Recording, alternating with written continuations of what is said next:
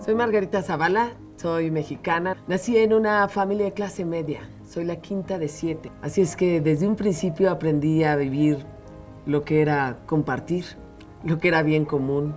A ella, como a todos nuestros hijos, los dejamos en absoluta libertad para estudiar o para trabajar, incluso para meterse en la política, pues tenía libertad.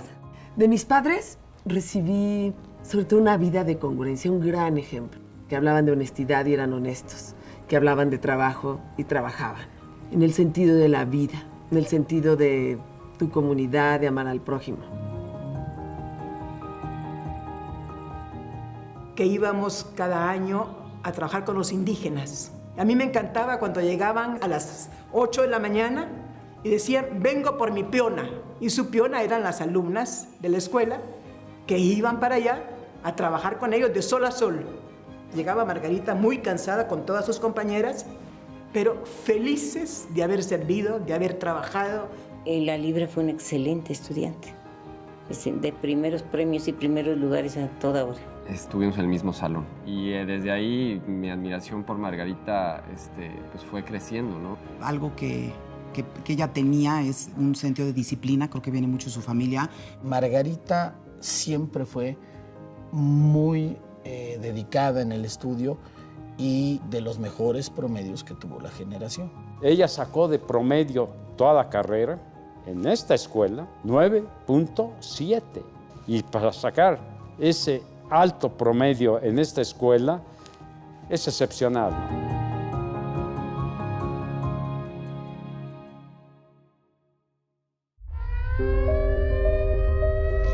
Los 19 días de haber empezado clases, fue el temblor del 85, ese yo creo que fue algo que nos marcó a todos de por vida. Uno de los mayores impactos que recuerdo de Margarita es cuando me dijo, sí, yo estoy aquí ayudando, no sé qué, no te quieres venir, estoy aquí en el parque del Seguro Social, en donde estaban pues, todos los cadáveres. Entendías esa sensación de urgencia humana y me tocó hacer eso, amortajar cadáveres y leer también los nombres para la gente que venía a buscar. Donde pudo dar una mano, una ayuda, ahí estuvo presente. Yo creo que esa ha sido como una de las características más importantes de Margarita, ¿no? O sea, siempre estar puntual y presente en los lugares en donde algo se requiere, ¿no? Primero ahí vi de la enorme capacidad que tenemos los mexicanos en darnos la mano y de responder, pero también de la enorme debilidad del Estado para organizarnos.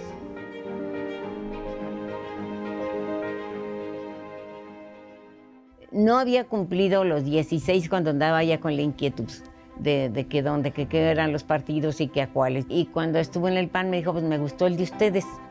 Bueno, pues qué bueno. Yo entré a Acción Nacional a los 16 años, pero por supuesto ahí recibí toda la historia de don Manuel, de don Efraín y al mismo tiempo la historia del PAN, donde yo podía expresarme y donde yo coincidía con la lucha, con una lucha democrática.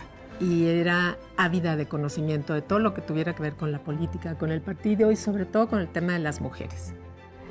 Ya con Carlos Castillo, de jefe nacional, se hizo un concurso de ensayo en relación con el tema de mujeres. Y finalmente ella obtiene el primer lugar. Iban mujeres de todos los partidos a Beijing, ¿no? A participar en este foro tan importante. Y no solté el tema de mujeres, porque las políticas públicas que se dirigían a las mujeres tenían un efecto directo en la familia y fue realmente un cambio en términos de igualdad. Me encantaba que estuviera una mujer trabajando tanto en un partido político.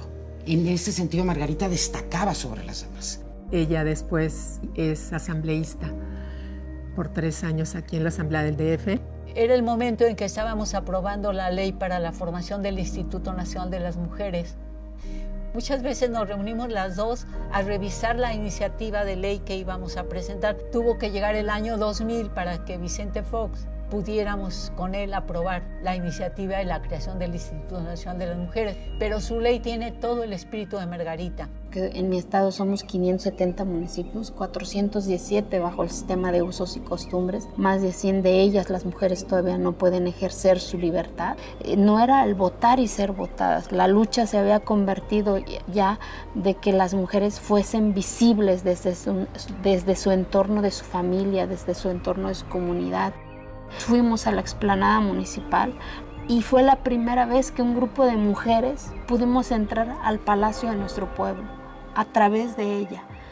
Llevó lo más valioso, nuestro derecho, y a raíz de eso, pues en 2010 se logró una reforma a la Constitución de mi estado para que nadie le diga a una mujer que por el hecho de ser mujeres no podemos tomar nuestras decisiones. Como se escriba el comienzo de una nueva historia para Quiegolani, para Oaxaca, para México. El haber estudiado el derecho y luego dar la clase es una cosa preciosa, es una experiencia estupenda. En ese entonces ella era diputada federal, pero para mis compañeros y para mí era nuestra profesora de Derecho en prepa. Y todos éramos muy escépticos del gobierno, de los funcionarios públicos, de la gente que se metía a la política. Y Margarita nos cambió esa perspectiva de la gente en el gobierno. Y ella llegaba siempre a animarnos y a explicarnos lo que era el derecho mexicano, lo que era el régimen jurídico mexicano. Y eso a los jóvenes en ese entonces pues, nos motivaba mucho. Y yo te diría que gracias a esa clase muchos nos volvimos abogados. Además de compañera del presidente, me parece que fue una pieza clave, tanto en el proceso de la campaña como ya en la presidencia de la República, ¿no? Y como primera dama yo creo que estuvo más en contacto con los problemas reales del país. Ella se ha interesado muchísimo por estos niños migrantes que se van solitos y que corren muchísimos riesgos, ¿no? Las madres están allá y hay parientes que mandan a los niños solos, luego las autoridades los regresan, se quedan en un limbo. Ella se da cuenta que en la frontera la migra o el gobierno de Estados Unidos está dejando, así cruzando el puente, miles de chavitos cada año sin papá, sin mamá, sin hermano y algunos hasta de 7 años de edad. Y la verdad unas historias dramáticas. Y ella se mete con todo y empieza a desarrollar no solo desde el plano humano de primera dama, sino desde el plano legal e internacional, el tema de niños migrantes no acompañados. Y ya después de ella se arma pues toda una campaña que entonces obliga a las agencias americanas a no entregar a los niños sin compañía, por ejemplo, que obliga también a los gobiernos a tener mecanismos que puedan reencontrar a los chavos con sus familias. Todo ese problema se empieza a resolver. Y lo que ocurre después de esto que yo veo que hizo Margarita es que en el mundo se empieza a replicar el análisis de este tema. No se me ha de olvidar la primera inundación en Tabasco y eso, Margarita estaba ahí todo el tiempo, todo el día, ayudando a las personas sin importarle mojarse, enfriarse, no comer nada. Villahermosa estaba inundada y entonces rápidamente, aparte de las acciones del gobierno y del ejército, creó una red de apoyo en donde consiguieron libros, mochilas, útiles. Básicamente se enfocaron en las escuelas.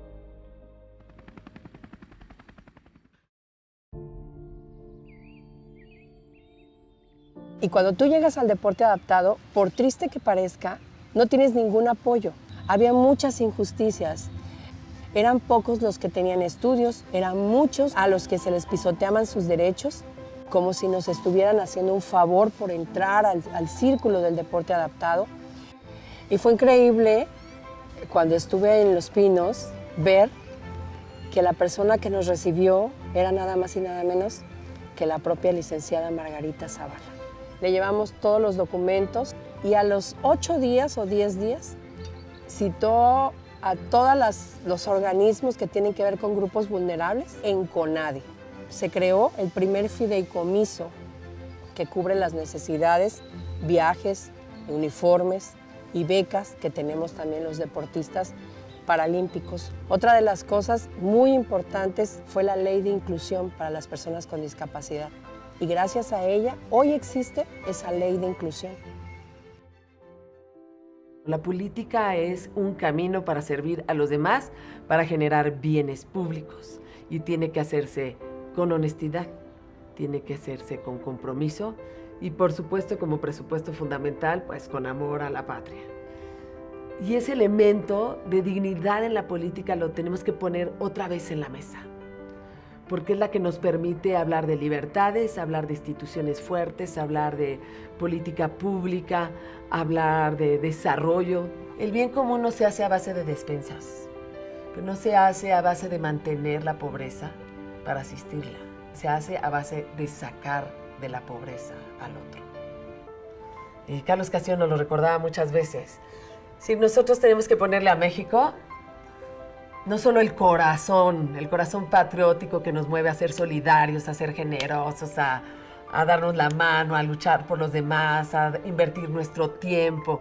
Tenemos que ponerle también la inteligencia. Y tiene que ver con preparación. Me parece que México está viviendo una encrucijada fundamental que va a definir nuestro destino en las próximas generaciones, que es qué tanto México va a ser un país de leyes. Para esa tarea se requiere alguien que tenga autoridad moral, que tenga firmeza, que tenga conocimiento profundo de lo que es el derecho y de las razones del sistema jurídico. Margarita es un líder nato y es muy inteligente. Pero yo sentí que ella volvía la política al pueblo, que le regresaba un lenguaje. Y hoy México necesita reconstruir la esperanza. Creo que es una persona que cree todavía en un México posible en el que vivamos todos felices con una distribución de la riqueza más equitativa, con una educación mucho más profunda. Todo tipo de grupos, todo tipo de organizaciones te van a reconocer el liderazgo de Margarita. México está maduro para tener un gobernante de la personalidad de Margarita. Un gobernante comprometido, un gobernante honesto, un gobernante con sensibilidad. ¿Por qué quiero ser presidenta de México? Quiero ser presidenta para que cada mexicano se vuelva a sentir orgulloso de su patria y de quienes lo representan. Para que el resto del mundo nos vea con amistad, con admiración y respeto. Quiero ser presidenta de México porque quiero un país donde le vaya bien a quien hace el bien y busque el bien. Tenemos que lograr que ser honesto deje de ser un acto heroico y convertirnos en una sociedad que premie el mérito, la innovación y el trabajo. Quiero ser presidenta para servir un pueblo libre, para reconciliar nuestras diferencias, para encabezar un gobierno valiente y justo que le devuelva a México la esperanza y a cada mexicano su dignidad. Las próximas elecciones en México nos plantean una encrucijada: apostar al futuro o al pasado, enfrentar los retos del mañana o esconderse en el ayer, entre la cerrazón o la apertura. Apuesto por el futuro, por un futuro de luz, por un futuro en donde todos quepamos, en donde todos seamos libres, en donde todos seamos fuertes. Por supuesto que los retos no son fáciles. El mundo se reordena y nosotros debemos decidir nuestro lugar en él. Pero antes hay que poner la casa en orden. Yo voy a poner la casa en orden. Quiero ser presidenta porque conozco a México. Y no aprendí lo que es México leyendo planes de gobierno o con frases políticas, sino en la vida real, subiéndome al metro, caminando por las calles, ayudando a los demás, exigiendo en la plaza pública la libertad de expresión, litigando en tribunales, enseñando en los salones de clases. Para mí, ver por los demás es una obligación. Ver por los demás es mi manera de ver la vida. El México del futuro está en cada uno de nosotros. Yo voy a trabajar por un mejor futuro para todos.